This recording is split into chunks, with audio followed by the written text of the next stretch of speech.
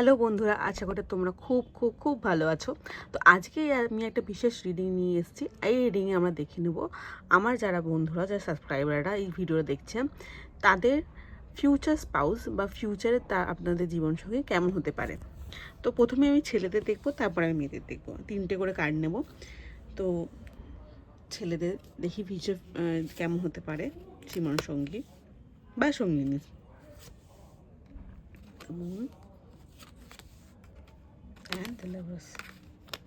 এটা যেহেতু generic reading, আমি কোনো রিভার্স কার্ড নিচ্ছি না, তো আমি এটাকে সোজাই ধরছি। তো আপনাদের যে ফিউচার পার্টনার হবে বা অলরেডি হয়তো আপনার গার্লফ্রেন্ড আছে, আমি ছেলেদের রিডিংটা নিচ্ছি, তো ছেলেদের রিডিংটার কথা বলছি।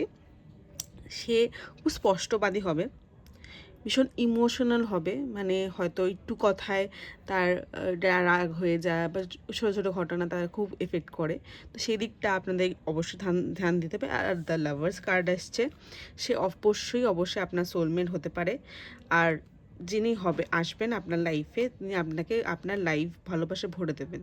তো আপনাদের লাইফে হয়তো অনেক স্ট্রাগল গেছে, সেই স্ট্রাগলগুলোকে তার অতিক্রম করতে তিনি সাহায্য করবেন।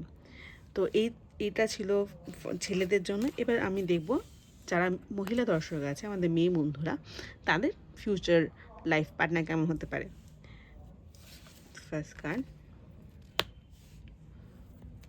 সেকেন্ড কার্ড, এখানে দুটো কার্ড আসছে। Okay, tower and queen of pentacles.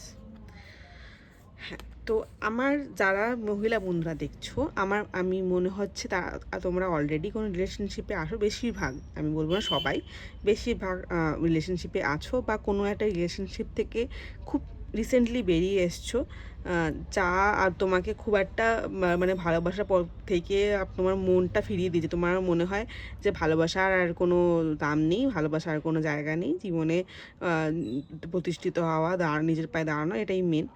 তো হ্যাঁ, সেটা তো অবশ্যই মেন, আমি বাজে মিথ্যা বা বারণ করব না। নিজের পায়ে দাঁড়ানো খুবই খুবই আজকালকার দিনে জরুরি।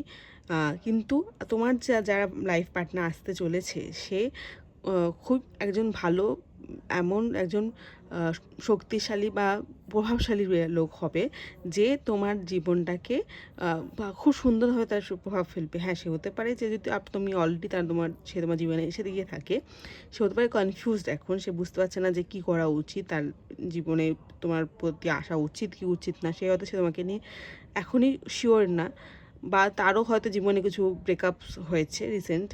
তো আমি বলবো যে যারা তোমার কার্ড এসছে, যারা আমাদের ইউনিভার্স বলছে, তুমি নিজের প্রতি ধ্যান দাও।